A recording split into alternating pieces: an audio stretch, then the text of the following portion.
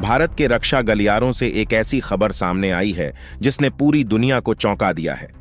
जब दुनिया भारत के 5वीं पीढ़ी के विमान एमका के आने का इंतजार कर रही थी, तब भारत ने चुपचाप एक ऐसा महाप्लान तैयार कर लिया है जो हमारे मौजूदा राफेल लड़ाकू विमानों को ही 5वीं पीढ़ी की छलांग लगाने में मदद करेगा। यह कोई नया विमान नहीं, बल्कि एक ऐसा गुप्त उन्नयन है जो राफेल को सुपर राफेल में बदल देगा। 120 किलोन्यूटन के शक्तिशाली इंजन से लैस होकर आ रहा यह नया राफेल अपनी घातक क्षमता में 60% तक की वृद्धि करेगा, जिससे यह F-2 रैप्टर जैसी श्रेणी में शामिल हो जाएगा। जब भी भारत अपनी सैन्य शक्ति बढ़ाता है, हमारे पड़ोसी देशों के कान खड़े हो जाते हैं। वे हमारे हर उपग्रह प्रक्षेपण, हर मिसाइल परीक्षण और हर नए हथियार की खरीद पर बाज की तरह नजर रखते हैं। उन्हें लगता है कि वे भारत के हर कदम को जानते हैं, लेकिन वे एक बहुत बड़ी गलतफहमी में जी रहे हैं। जब चीन और पाकिस्तान अपने J-20 और JF-17 लड़ाकू विमानों की शक्ति पर इतरा रहे थे, ठीक उसी वक्त दिल्ली से लेकर बेंगलुरु तक की गुप्त रक्षा प्रयोगशालाओं में एक ऐसा क्रांतिकारी विचार आकार ले रहा था जो ना तो नया विमान है और ना ही कोई नई मिसाइल। यह एक ऐसा उन्नयन है, एक ऐसा शक्तिवर्धन है जो हमारे मौजूदा सबसे घातक लड़ाकू विमानों के बेड़े को रातों रात अजेय बना देगा। यह भारत का वह ब्रह्मास्त्र है जिसे उसने अपने सीने से लगाकर रखा है, जो जब चलेगा तो दुश्मन को संभलने का मौका भी नहीं मिलेगा। यह भारत की उस छिपी हुई योजना का हिस्सा है जो हमारे 4.5 पीढ़ी के लड़ाकू विमानों को 5वीं पीढ़ी की शक्ति देगी, वह भी पूरी तरह से स्वदेशी तकनीक के दम पर। तो आखिर क्या है यह गुप्त योजना? यह कौन सा जादू है जो भारत के राफेल को सुपर राफेल बना देगा? यह कहानी जुड़ी है भारत के भविष्य के विमान एमके के लिए बन रहे इंजन से। जैसा कि आप जानते हैं, भारत फ्रांस के साथ मिलकर एक बिल्कुल नया ताकतवर लड़ाकू इंजन विकसित कर रहा है। यह इंजन भारत की GTRI गैस टरबाइन अनुसंधान प्रतिष्ठान और फ्रांस की कंपनी साफरान मिलकर बना रही है। यह कोई मामूली इंजन नहीं है, यह 120 किलोन्यूटन की जबरदस्त धक्का शक्ति पैदा करने वाला एक दैत्य है, जिसे खास तौर पर भारत के 5वीं पीढ़ी के अदृश्य लड़ाकू विमान एमका को शक्ति देने के लिए डिजाइन किया जा रहा है। अब तक दुनिया को यही पता था कि यह इंजन केवल एमका में लगेगा, जो अभी बनने में कुछ साल दूर है। लेकिन असली खेल तो पर्दे के पीछे चल रहा है। भारत के रणनीतिकारों और इंजीनियरों के दिमाग में एक ऐसा क्रांतिकारी विचार आया है जो पूरे हवाई युद्ध का समीकरण बदल सकता है। विचार यह है, क्या होगा अगर इस 120 किलोन्यूटन वाले नए और ताकतवर इंजन को हमारे मौजूदा राफेल लड़ाकू विमानों में लगा दिया जाए? यह सुनने में एक काल्पनिक सवाल लग सकता है, लेकिन इसके पीछे की रणनीति इतनी गहरी है कि चीन और पाकिस्तान के होश उड़ जाएंगे। आइए पहले समझते हैं कि अभी हमारे राफेल में क्या है। हमारे मौजूदा राफेल विमानों में 2 साफरान M88-2 इंजन लगे हैं। इनमें से हर इंजन पश्चात बर्नर के साथ 75 किलोन्यूटन की धक्का शक्ति पैदा करता है, यानी दोनों इंजन मिलकर 150 किलोन्यूटन की कुल ताकत देते हैं, जो राफेल को दुनिया के सबसे खतरनाक 4.5 पीढ़ी के विमानों में से एक बनाती है। लेकिन अब कल्पना कीजिए, अगर इन 75 किलोन्यूटन वाले 2 इंजनों को निकालकर उनकी जगह 120 किलोन्यूटन वाले 2 नए इंजन लगा दिए जाएं, तो कुल धक्का शक्ति कितनी होगी? 240 किलोन्यूटन। यह सीधे सीधे 90 किलोन्यूटन की बढ़त है, यानी राफेल की ताकत में 60% का अविश्वसनीय उछाल। यह सिर्फ आंकड़ों का खेल नहीं है, यह भौतिकी और वायुक्तिकी का वह सच है जो एक लड़ाकू विमान को एक साधारण योद्धा से महायोद्धा बना देता है। यह भारत का इंजन प्रतिस्थापन दांव है, एक ऐसा तुरुप का पत्ता जिसके बारे में किसी ने सोचा भी नहीं था।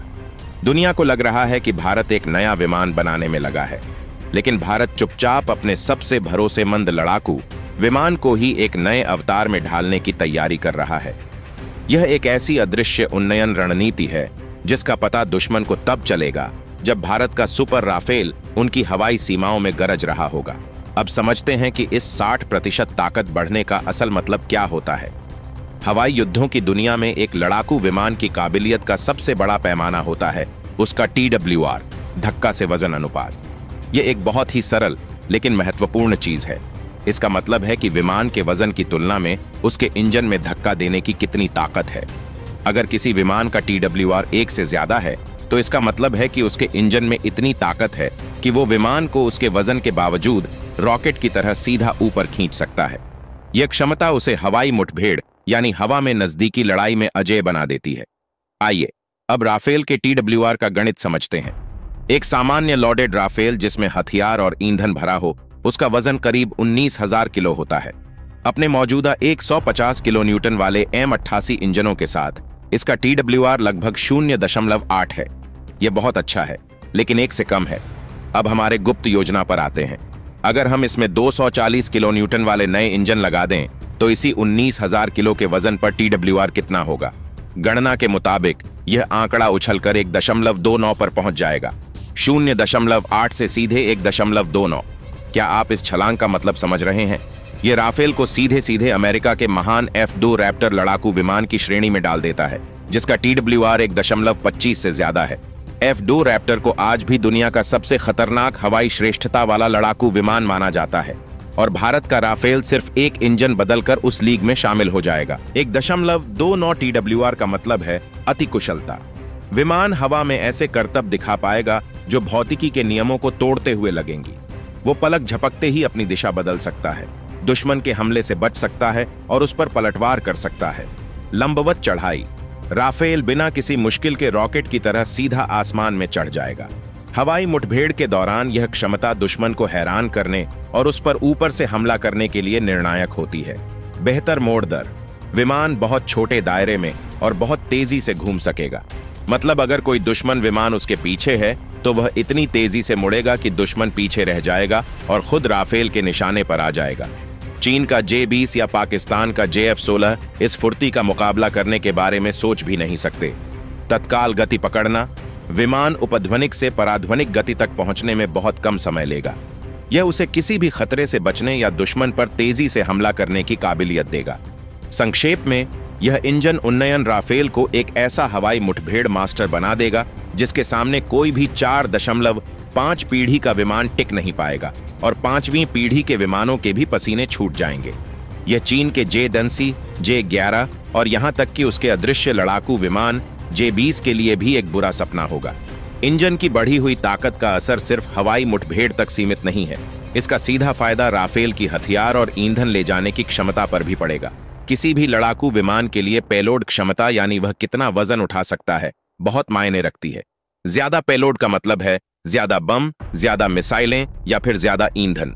मौजूदा राफेल का अधिकतम उड़ान भरने का वजन MTOW करीब 24,500 किलोग्राम है। इसमें विमान का अपना खाली वजन 10,300 किलो और अंदरूनी ईंधन 4,700 किलो निकालने के बाद वो बाहर से लगभग 9,500 किलोग्राम का पेलोड यानी हथियार और बाहरी ईंधन टैंक उठा सकता है। अब जब विमान में 60% ज्यादा ताकतवर इंजन लगेंगे तो जाहिर है कि वह ज्यादा वजन लेकर उठ सकेगा। अगर हम मान लें कि विमान के ढांचे को थोड़ा मजबूत करके उसका अधिकतम उड़ान भरने का वजन सिर्फ 10% भी बढ़ा दिया जाए तो नया MTOW लगभग 27,000 किलोग्राम हो जाएगा। इसका मतलब है कि अब राफेल 12,000 किलोग्राम तक का पेलोड ले जा सकेगा। यह 25,000 किलोग्राम का अतिरिक्त पेलोड एक खेल बदलने वाला है। इसका मतलब है ज्यादा हथियार। राफेल अब और ज्यादा मिसाइलें और बम ले जा सकेगा। कल्पना कीजिए, एक राफेल जो ब्रह्मोस NG जैसी पराध्वनिक क्रूज मिसाइलों की संख्या बढ़ाकर या फिर नए अतिपरावर्णिक हथियारों को लेकर उड़ रहा है। यह चीन की किसी भी पहुंच रोधन रणनीति को विफल कर सकता है। यह भारत को एक गहरी मारक क्षमता देगा जिससे हमारे राफेल तिब्बत, यूनान और ग्वादर तक बिना रुके बमबारी करके सुरक्षित वापस आ सकेंगे। ज्यादा मारक दूरी और अधिक समय तक उड़ना। अतिरिक्त पेलोड की जगह पर अतिरिक्त ईंधन ले जाया जा सकता है। इससे राफेल की मारक दूरी और बढ़ जाएगी। वह दुश्मन के इलाके में ज्यादा देर तक मंडराकर गश्त कर सकेगा या अपने लक्ष्य के लिए सही मौके का इंतजार कर सकेगा। घातक वार, सुरक्षित वापसी। ज्यादा ताकतवर इंजन का मतलब है कि भारी हथियारों के साथ भी विमान की फुर्ती कम नहीं होगी। वो दुश्मन के इलाके में अंदर तक घुसकर घातक हमला करके अपनी बेहतर गति और फुर्ती से सुरक्षित वापस लौट आएगा। यह उन्नयन राफेल को सिर्फ एक लड़ाकू विमान नहीं बल्कि एक रणनीतिक बमवर्षक की क्षमताएं भी दे देगा। यह भारत को वह ताकत देगा कि वह दुश्मन के घर में घुसकर उसे सबक सिखा सके। यह शांत प्रतिशोध सिद्धांत का हिस्सा है, यानी बिना शोर मचाए अपनी ताकत को इतना बढ़ा लो कि दुश्मन हमला करने से पहले 100 बार सोचे।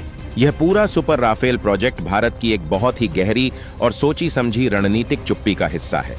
जब दुनिया भारत की 5वीं पीढ़ी के विमान एमका पर नजर गड़ाए हुए हैं, तब भारत चुपचाप अपने 4.5 पीढ़ी के सबसे बेहतरीन विमान को ही 5वीं पीढ़ी के स्तर पर उन्नयन करने की क्षमता हासिल कर रहा है। यह एक उत्कृष्ट ध्यान भटकाने का सिद्धांत है। दुश्मन को वहां उलझाए रखो जहां आप चाहते हैं, और असली हमला वहां से करो जहां से उसने कभी उम्मीद भी ना की हो। इस रणनीति के कई फायदे हैं।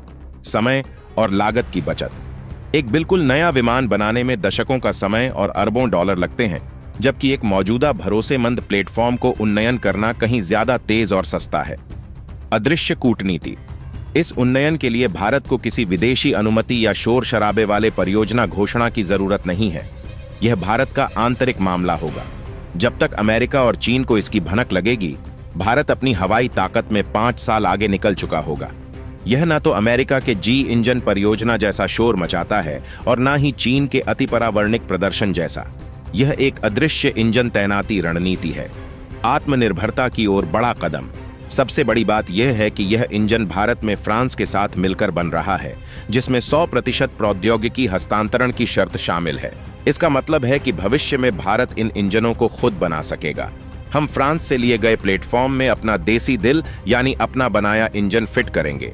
इससे साफरान M80 चार्ट पर हमारी निर्भरता खत्म हो जाएगी और भारत को संपूर्ण आत्मनिर्भर इंजन रसद हासिल होगी।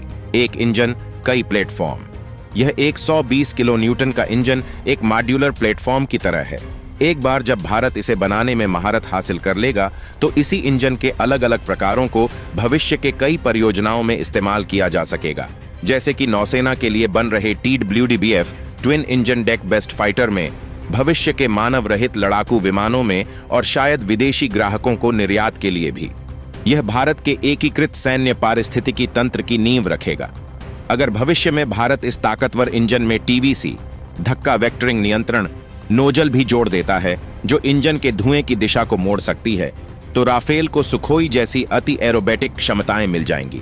वो एक संकर राफेल सुखोई बन जाएगा, एक ऐसा राफेल शेषनाग जो हवा में किसी भी दिशा में नाच सकता है और दुश्मन को किसी भी कोण से तबाह कर सकता है। तो दोस्तों, अंत में सवाल यह उठता है कि यह सब कब होगा।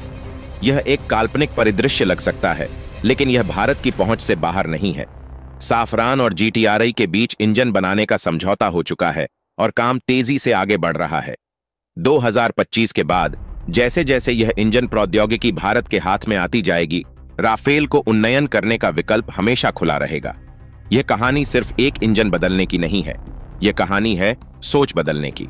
यह कहानी है भारत के उस नए आत्मविश्वास की, जो अब सिर्फ दूसरों से हथियार खरीदने में यकीन नहीं रखता, बल्कि खरीदे हुए हथियारों को अपनी जरूरत के हिसाब से और ज्यादा घातक बनाने की हिम्मत और काबिलियत भी रखता है।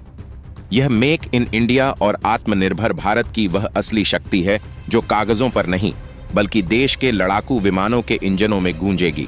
सुपर राफेल का यह विचार चीन और पाकिस्तान के लिए एक सीधी चेतावनी है। उन्हें यह समझ लेना चाहिए कि भारत अब सिर्फ प्रतिक्रिया देने वाला देश नहीं रहा, भारत अब सक्रिय है। वह भविष्य के खतरों को पहले ही भांपकर उनकी काट तैयार कर रहा है। जब दुश्मन एक चाल चलने की सोचता है, भारत तब तक 10 चालें चल चुका होता है। यह नई रणनीति, यह रणनीतिक चुप्पी और यह अदृश्य तैयारी ही नए भारत की असली पहचान है। आपको क्या लगता है? क्या भारत को इस सुपर राफेल प्रोजेक्ट पर आगे बढ़ना चाहिए? क्या यह उन्नयन चीन के अदृश्य लड़ाकू विमान के घमंड को तोड़ पाएगा? इस पर अपनी राय कमेंट बॉक्स में जरूर बताएं। इसी तरह की और भी नॉलेजेबल वीडियो देखने के लिए हमारे चैनल TND न्यूज को सब्सक्राइब जरूर कीजिएगा। धन्यवाद।